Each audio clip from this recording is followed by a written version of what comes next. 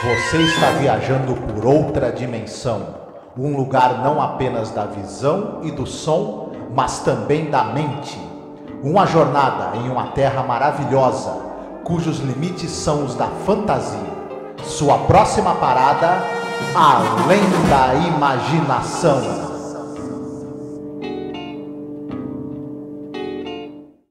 Next stop, the Twilight Zone.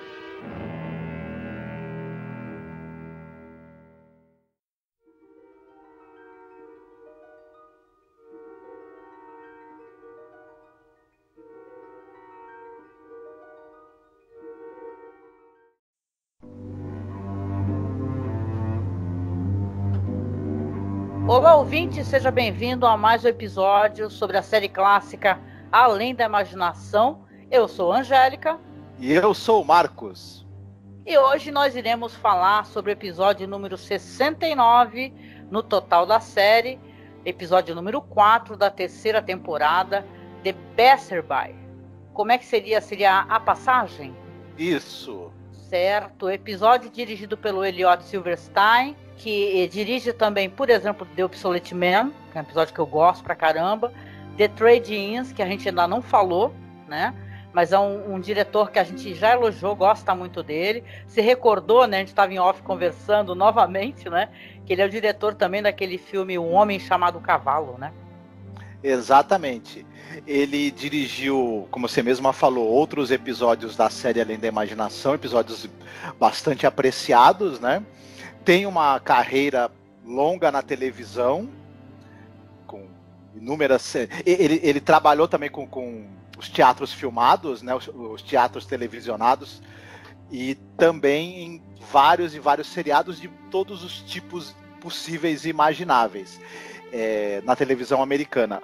Seriados de investigação, seriados policiais, fantasia com Além da Imaginação, e também dirigiu alguns filmes também de gêneros variados, inclusive o famigerado filme em que o Richard Harris é pendurado pelos peitos, né?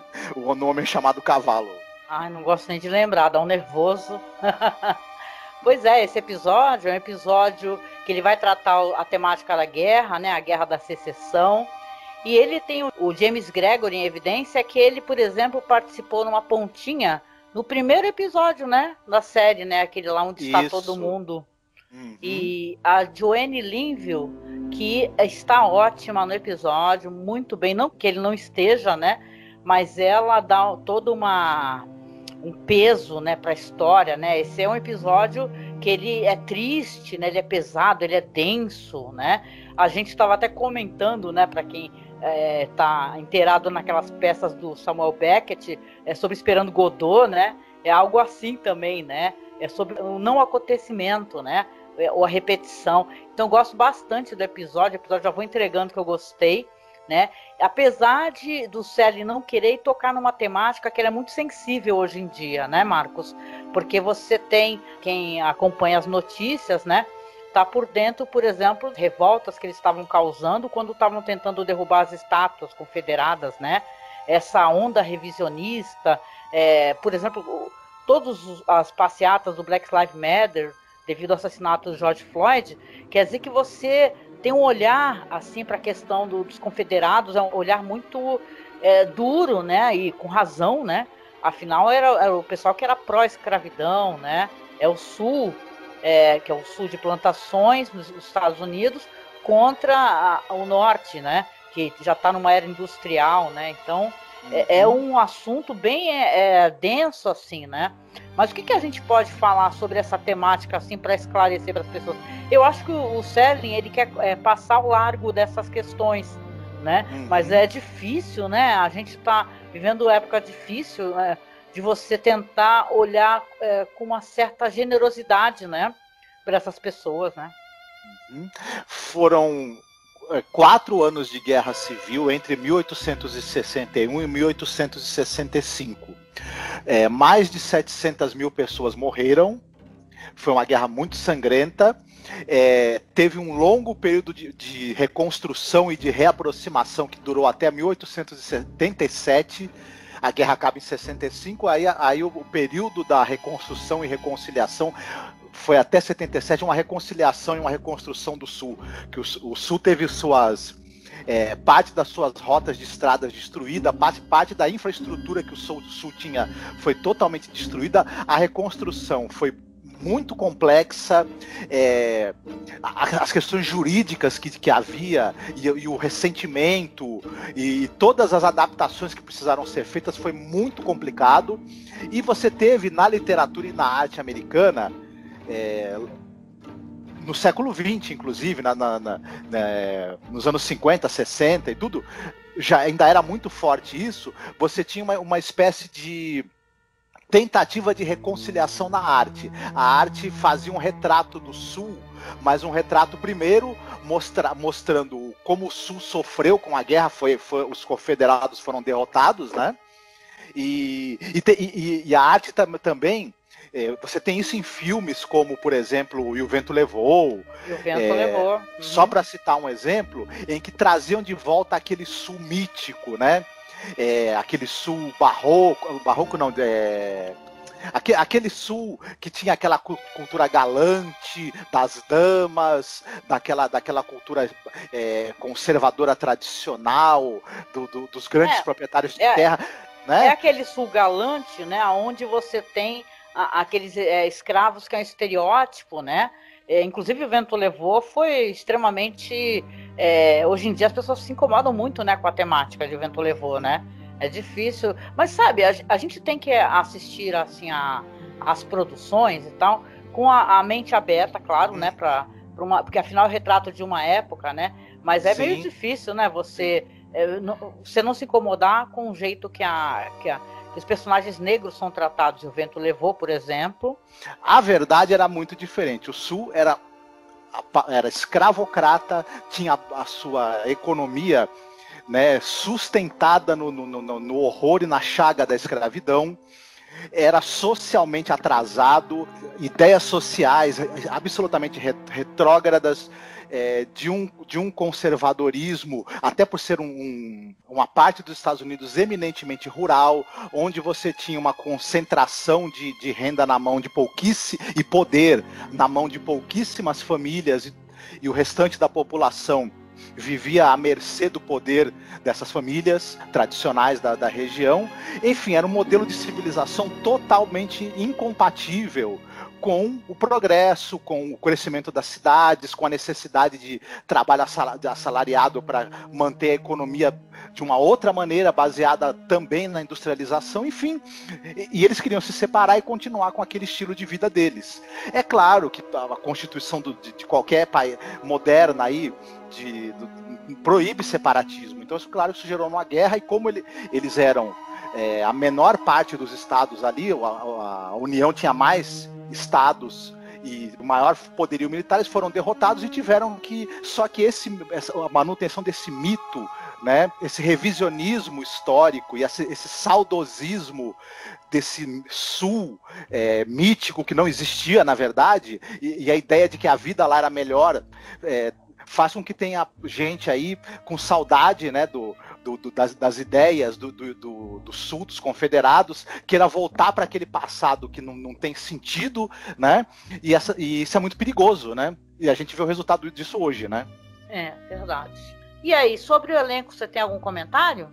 O James Gregory, o pessoal talvez vá lembrar dele, mas não vá, obviamente, reconhecer o rosto dele. Ele é o Ursus do De Volta ao Planeta dos Macacos. Ele, obviamente, está vestido de gorila, né? Então as pessoas não vão reconhecer a fisionomia dele. Mas com certeza vão lembrar do rosto dele do filme Sob o Domínio do Mal, que ele é o senador John Yerkes. Ah, interessante. Uhum. Então é isso. E a atriz? A atriz, talvez o pessoal se lembre dela de um episódio da 3ª temporada da série do Star Trek, da série original, que ela faz uma capitã romulana, um episódio chamado Um Incidente com a Enterprise. Ah, curioso. Vou ter que assistir agora para poder, né, vê-la, porque eu gostei muito da atuação da Joanne Linville. Eu achei ela muito foda, assim. Como eu falei lá, né, atrás, né, eu achei que ela dá todo um tom assim pro episódio, muito interessante. ela já tinha uma carreira longa na televisão, mais como coadjuvante, mas ela acaba surpreendendo nesse episódio a atuação dela, e eu concordo com você, ela é o ponto alto até. É verdade. Esse episódio também teve um remake naquela temporada de Além da Imaginação, que eu não acho muito boa, tá? Que é lá de 2002, 2003, apresentado pelo Forrest Whitaker, né? Que fazem um episódio, aí no caso tem a ver com a guerra do Iraque, né? É chamado Homecoming, por sinal. E eu não reassisti o episódio, eu lembro de ter assistido toda essa série. Mas eu tenho uma coisa assim, que eu duvido que essa temporada nova ela consiga colocar a beleza, por exemplo, que esse episódio tem, porque esse episódio tem neblina, né? É um episódio meio fantasmagórico, né? Propositalmente. Então é muito bonito o episódio, né? Assim, o visual dele é muito legal. E essa série aí a gente já comentou quando a gente falou sobre os monstros estão na Rua Maple, que o episódio é horroroso, né? Dessa série dos anos 2000, né? Que é uma versão feita para televisão com muitíssima cara de coisa feita para TV, né? E Twilight Zone, assim, a série clássica, fora os episódios gravados em videotape, claro, eles têm cara de cinema, né? Bonito demais, sim, né? Pois é. Vamos à sinopse, então, do episódio? Vamos lá, então. Nós estamos em 1865, após o final da Guerra da Secessão. Estamos no sul, você tem uma estrada onde estão passando por ela soldados que lutaram na guerra, estão todos eles meio feridos, e um deles especificamente, um sargento, que eu não lembro se falam o nome dele durante o episódio, né? Vivido pelo James Gregory, ele está mancando de uma perna e levando a sua viola, né? E ele passa em frente a uma casa semi-destruída, uma antiga casa de fazenda, né? De plantação semi-destruída, e a dona da casa, a Lavínia, recebeu a notícia da morte do marido e está ali inconsolável, né? O sargento pede para ela se ele pode ficar descansando ali um pouco antes de retomar a jornada dele. Ele pede para ela um gole d'água, e ela oferece água para ele, e eles ficam conversando, e ele acaba resolvendo ficar por ali um tempo para descansar, se recuperar antes de seguir viagem. E também para fazer companhia para ela, porque ele percebe o quanto ela tá solitária e desesperada, né? Isso. Né, você tem essa personagem, a Lavínia, que ela tá sentada numa cadeira de balanço, né? E você vê que é aquele clima pesado de calor, né? Aquela estrada onde não param de passar soldados, todos feridos, aquela neblina. Então tem esse tom assim meio triste, né?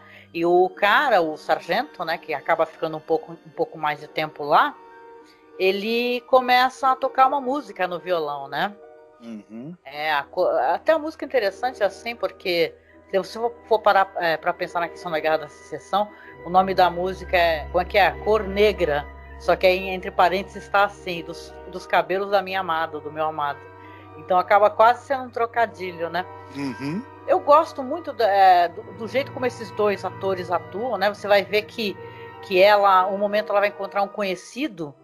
E me lembrou muito, isso já é um spoiler, gente, mas a gente sugere sempre que vocês assistam o episódio antes da gente comentar, né? Eu lembro daquele filme Os Outros, com a Nicole Kidman, quando entra o marido dela, aparece o marido dela, e ele tá meio ausente, ele não parece que ele tá presente ali, entendeu?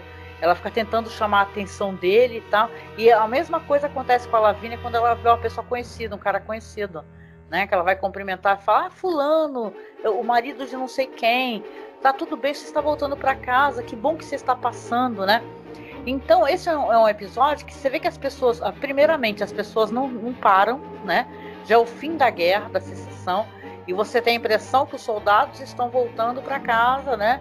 Naquele período pós-guerra, todos machucados, e o episódio não trata disso, né? Ele vai tratar de outra coisa, né? Então você vê que ela tem uma sede de vingança, porque ela fala assim, olha, que esse cara é um cara confederado, né? E tal, que ela fica conversando com ele. Aí no caso ela fala que se encontrar um soldado do outro lado da guerra, ela vai de qualquer maneira tentar matar, porque ela tem um ódio profundo, né? Que ela perdeu o marido dela, o Judge, né?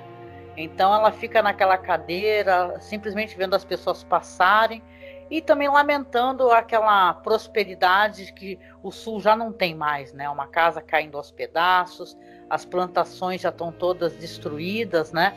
É o peso da guerra, né? Então você vê que a personagem está ali, no caso, arrumou essa companhia, que é esse personagem interpretado aí pelo James Gregory, mas ela está ali em profunda apatia, né? E com lapsos de revolta, né? Então é meio por aí, né, o episódio. Até ter o plot twist, né? Sim, que na verdade no caso desse episódio não é exatamente é um plot twist, não é. Logo de cara eles imaginaram que o público ia perceber o que está acontecendo. Então eles, em vez de tratar como um plot twist, eles acharam melhor ficar dando várias dicas do que realmente está acontecendo e usar isso para criar um clima fantasmagórico pro episódio, em vez de usar porque na verdade tá todo mundo morto, né? Uhum. E eles já desde o início eles fazem essa estrada com névoa, para você logo imaginar por que tem névoa só na estrada, né? Eles logo mostram as pessoas caminhando como se fossem meio zumbis, apáticas, a pé. É claro que a retirada dos soldados, ainda mais os feridos, não seria nunca feita a pé. Ela seria feita com algum tipo de transporte, com carroça, seria uma coisa organizada, não seria cada um indo para casa a pé. Impossível, ainda mais ferido. Não, né? E uma longa... É uma quantidade de pessoas enorme, né? Uma estrada que nunca para de passar gente dia ou noite, né? Então você já fica assim meio, nossa, o que está acontecendo, né? Porque que tantos soldados estão passando por essa estrada, né? Essa estrada é a estrada, né? No caso que eles vão para o destino deles, né? Para a vida após a morte, sim, né? E tal. Sim. A casa da Lavínia, se a gente prestar atenção, a gente vai ver, ela está totalmente destruída. Você percebe que ali não passa ninguém. O mato tomou o local, a sujeira, o teto caiu. Quando você olha lá para dentro, você vê que a parte do teto caiu. As vigas do teto estão penduradas no meio da sala. Então a gente começa a deduzir que não tem como alguém estar vivendo ali, né? Não tem como.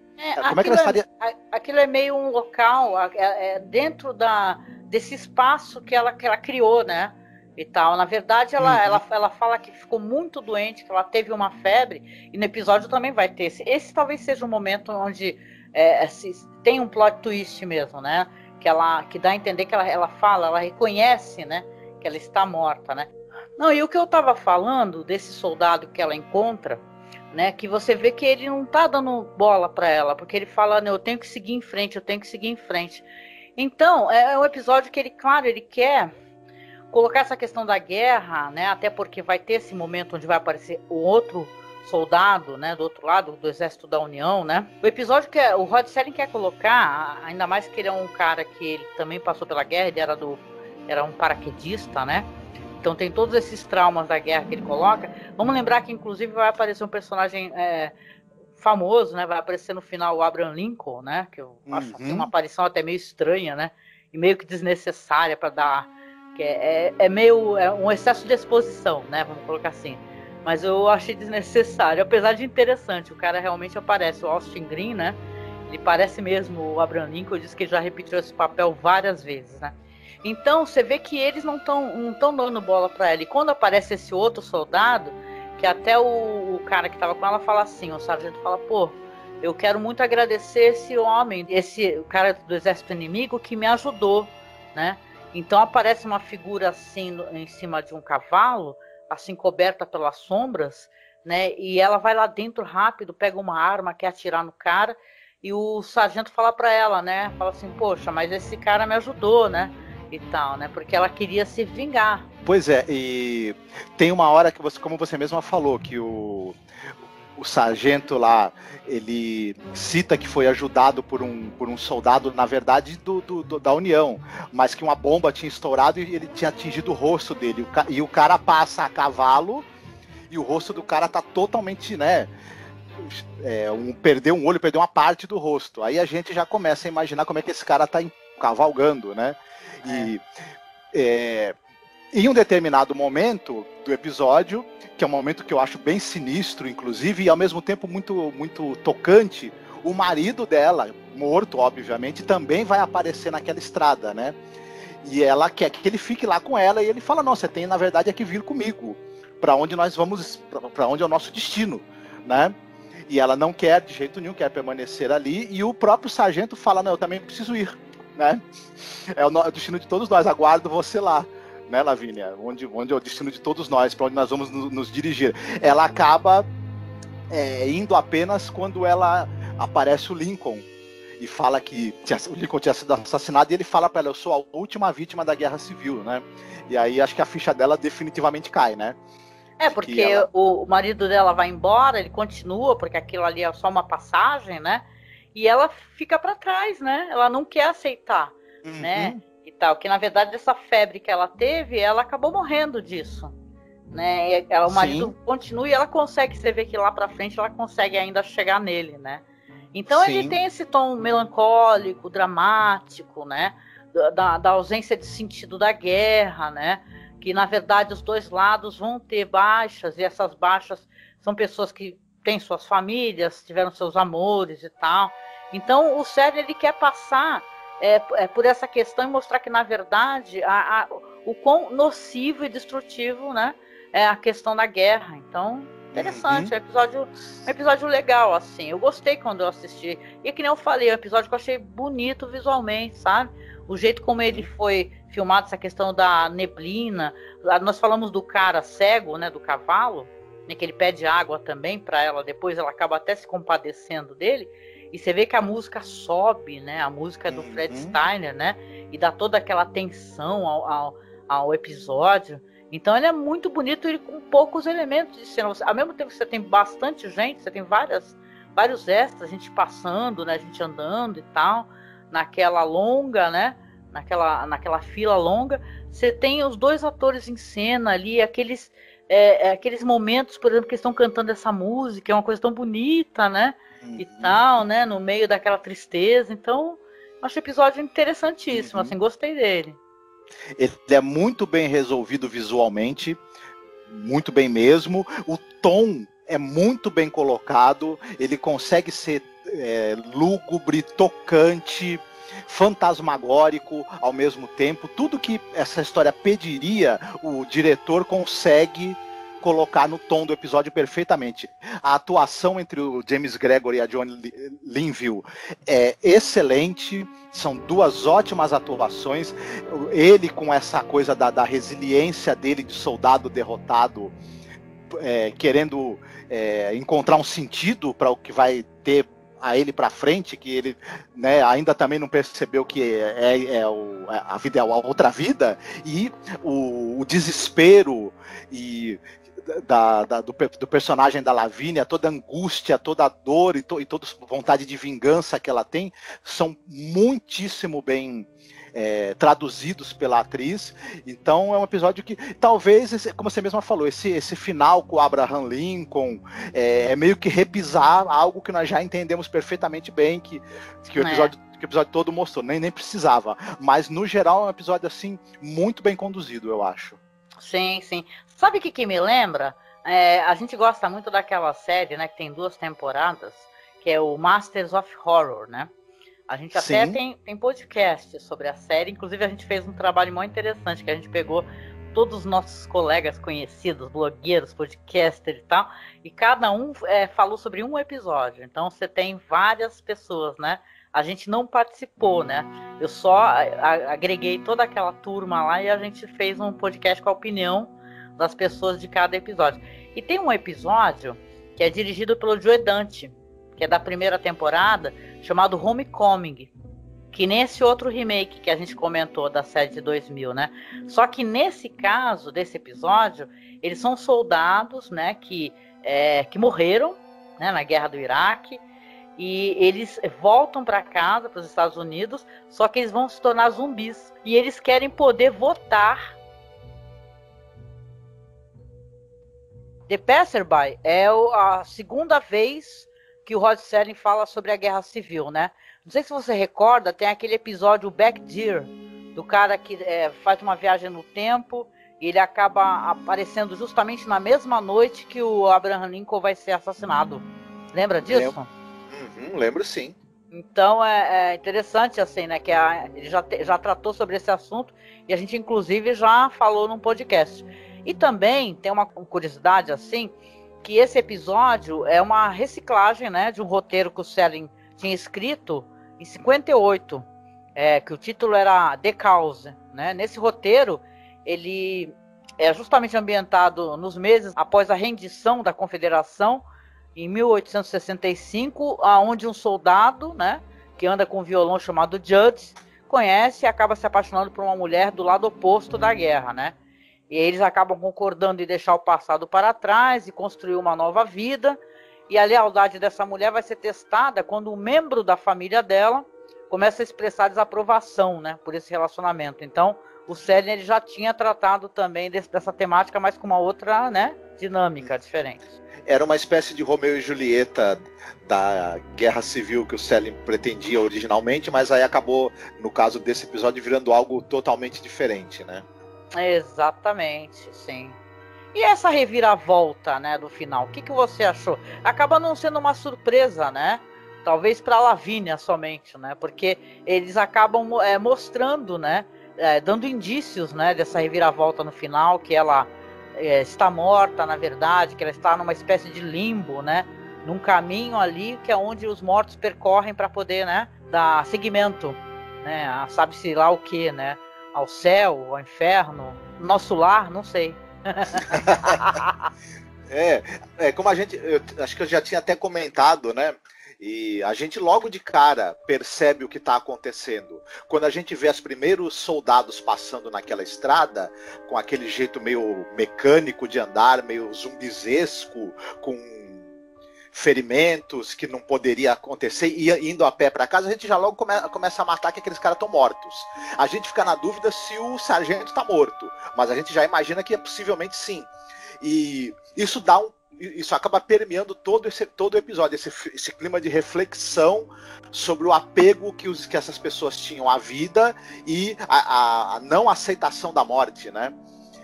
Muito interessante a reflexão que isso gera também. Sim. Esse sargento acaba sendo uma pessoa que aparece uma alma, né? Que aparece meio para tentar mostrar para ela que esse ódio dela, né? Que ela quer assassinar esse soldado, né? Que no final é o soldado que quase salvou a vida dele, vamos colocar assim, né? Porque o cara morre também, né? Que ele fala que o céu explodiu sobre a cabeça dele, né? Que é aquele personagem cego, né? Que tá sobre o cavalo. Acaba mostrando para ela que não tem sentido mais esse ódio, né? Que essas coisas mundanas não significam mais nada ali. Ali é o caminho percorrido dos mortos, são os mortos dos dois lados da batalha, né? Tanto o pessoal da União como o pessoal dos Confederados, né? Para essas pessoas não vai ter futuro, não vai ter reconstrução depois da guerra, não vai ter reconciliação de um lado com o outro, não vai ter retornar para os seus familiares, não vai ter, são as perdas da guerra, e para eles está irremediavelmente perdido, o destino deles está traçado já, né? Sim. Olha, o episódio, o que ele tem de grandioso, com certeza, são essas atuações, né? Porque eles sustentam muito bem, né? Uns diálogos interessantes, né? Então, eu gostei bastante até do episódio, nesse sentido. Agora, a aparição do Abraham Lincoln, realmente, você fica pensando assim, ele vai falar alguma coisa, ele vai falar mesmo, né? Acho que ele fala uma parte no discurso dele, né? Mas fica uma coisa um pouco piegas, né? Meio desnecessária. Não sei o que tu acha. Fica realmente, como você mesma falou, fica piegas mesmo, não havia necessidade, a gente já tinha entendido toda a situação. Ele quis colocar uma espécie de fechamento ali com mais uma citação histórica.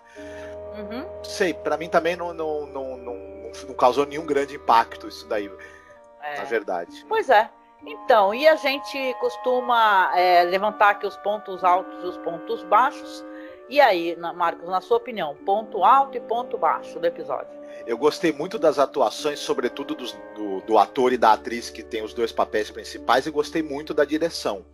Já o ponto baixo, por exemplo, esse final, né, com o Abraham Lincoln, a dar uma caída um pouco. Mas no geral eu gostei bastante. Sim. Eu gostei de como é que eles fizeram esses locais assim com neblina e tal. Acho que o episódio tem um ar fantasmagórico, né? De maneira proposital, acaba não sendo uma surpresa pra gente, né? A gente começa a imaginar, né? Mas esse é um episódio sobre fantasmas, né?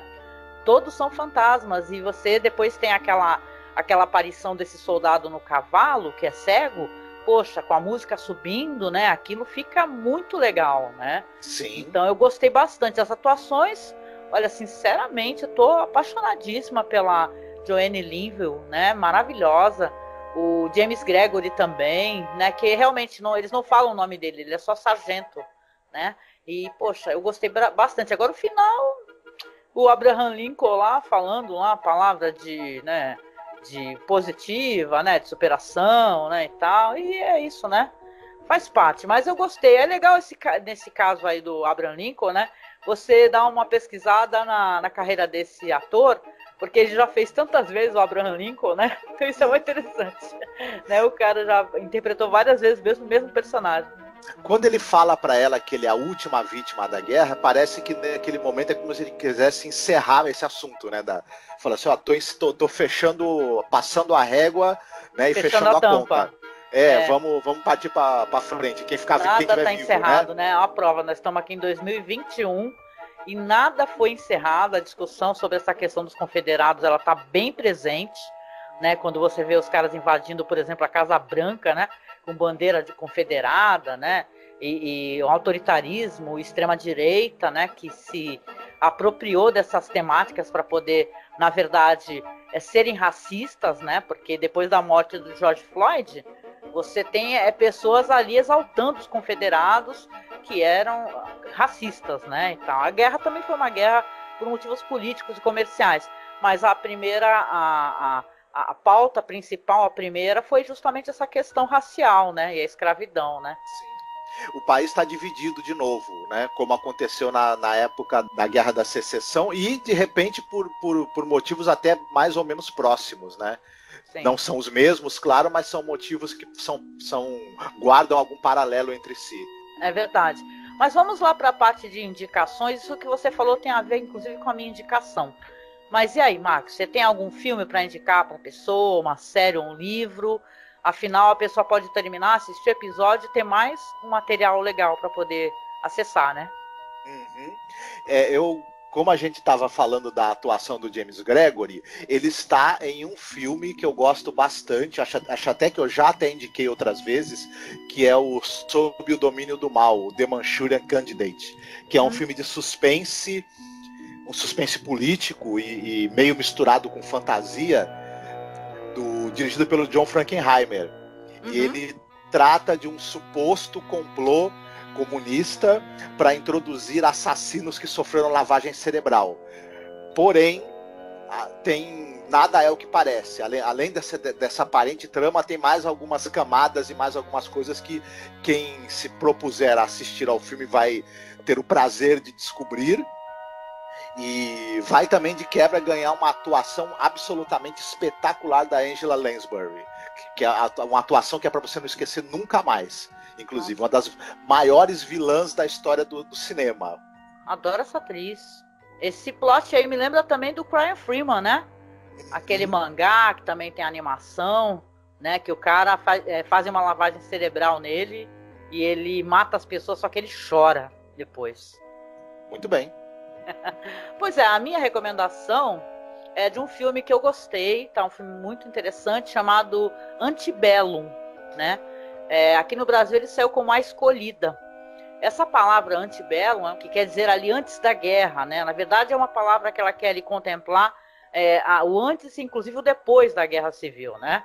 Que essa guerra é a Guerra da Secessão, da qual a gente falou sobre o episódio, e essa discussão sobre o fim da escravidão, né? Então é um filme muito legal com a Janelle Monáe, né? Que ela é uma cantora. E ela tá bem pra caramba nesse filme. Esse filme tem um lance de ficar indo e voltando em épocas diferentes. Eu não quero contar muita coisa, assim, porque eu acho que é interessante, apesar dele entregar... Vamos colocar assim, ele não demora muito para entregar qual que é o plot da história, qual que é o plot twist, sabe? Do que eles estão falando exatamente.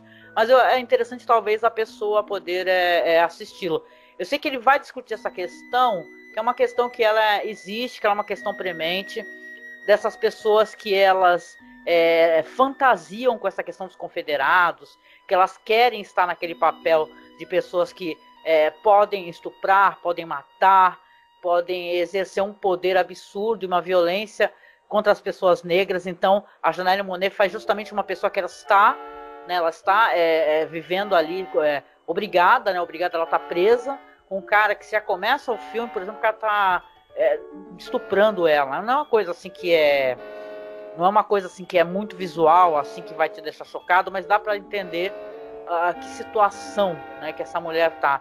Então, é um filme que é bem chocante nesse sentido, quando você vai descobrir o que está realmente acontecendo, tá? É um filme que, para você refletir, é um filme de 2020, né? Refletir toda essa questão, esse saudosismo, esse revisionismo histórico, essa imbecilidade, esse racismo, né? Eu lembro muito daquela frase, as pessoas fazem uma ligação com aquele negócio do governo Trump, né? Que ele fala Make America Great Again, né? O pessoal fala assim, faça os racistas sentirem medo novamente, porque é uma coisa absolutamente inadmissível, né?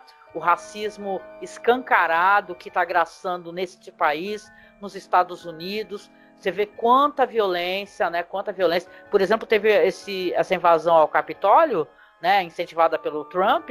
E, porra, se fossem pessoas negras lá reivindicando direitos, com certeza iam receber uma violência, sabe? Ia ter gente morrendo pra caramba. Agora aquela branquitude toda, né? Um monte de maluco, né? Psicopata entrando, né? Fazendo aquele espetáculo horroroso. Conseguiram, inclusive, intimidar policiais e guardas lá. Então é importante a gente sempre acenar com esse negócio de falar, olha, não é para permitir que as pessoas possam ter a liberdade de expressão para serem racistas.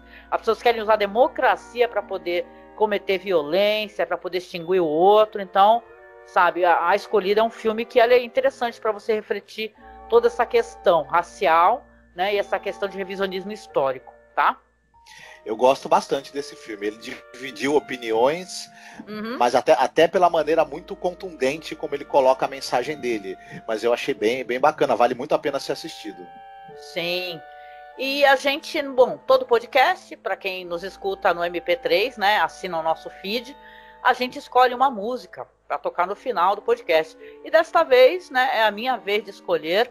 E eu vou escolher a música de uma banda que eu gosto, que é o Metallica. Uma música chamada Fade to Black. Ela tem essa coisa meio de estou desaparecendo, né? Aquela coisa meio trágica, né? Do pós-guerra, né? Ou do homem que está em batalha. Então eu acho interessante. Metallica é uma banda muito política nesse sentido. Eles têm aquela música maravilhosa, One, né? Que tem cenas do Johnny Vai à Guerra. A gente tem inclusive um podcast sobre o Johnny Vai à Guerra. E então é uma banda que tem várias temáticas assim, que eles exploram essa questão política, essa questão anti-guerra. E eu acho que o Fade to Black também tem essa pegada interessante, né? Então seria essa a minha escolha. Chegando ao final do podcast, eu quero agradecer por você estar aqui com a gente, você nos fazendo companhia, nos permitindo que nós também façamos companhia para você, né? Com os nossos podcasts sobre a série. A gente quer conhecer a sua opinião, tá? Não deixe de comentar aqui no YouTube ou comentar no site. Então é importante que você comente, que você compartilhe. É uma maneira da gente trazer mais pessoas a saber que a gente fala sobre essa série clássica. É uma série muito legal. Vê só como ela dá um bate-papo interessante, né? Como ela suscita um bate-papo interessante. Então, você é convidado a comentar, tá? E compartilhar essa publicação. E também, se você quiser acessar a nossa página no Facebook, tá? Nós temos lá a nossa página que é Masmorra Cine, o nosso grupo que é o Fãs de Além da Imaginação, tá? Nesse grupo você me encontra o Marcos, muita gente que tá ali, que curte a série, que compartilha vídeos, fotos, informações, né? Então você sabe que lá é um espaço que você pode, né, encontrar pessoas que gostam tanto da série quanto você. Lembrando que essa publicação sempre vai conter o episódio para você assistir ou baixar, assistir online. A gente costuma dar essa facilidade para que as pessoas possam assistir. E é sempre legendado, isso é importante, porque eu acho que está mais remasterizada, a qualidade está melhor. Então sempre procuro inserir legenda e fazer o upload, tá? Para facilitar o pessoal acessar o episódio. Do mais, a gente tem o nosso perfil no Instagram, que agora vai ter a curadoria do nosso amigo William Funchal, tá? Que é alguém que faz vídeos sobre a série, ele publica e tal, compartilha. Então a curadoria é do nosso amigo. Não deixa então de dar aquele like, de seguir a gente no Instagram, tá? Que é @masmorracine. No Twitter nós estamos como masmorra_cast. E, Marcos, chegando no finalzinho, você quer deixar um recado? Vamos deixar o que não presta do passado para trás e tentar construir um futuro melhor e mais digno para todos. Não só para uma parte das pessoas que se acham donas do mundo, né? Exatamente, né?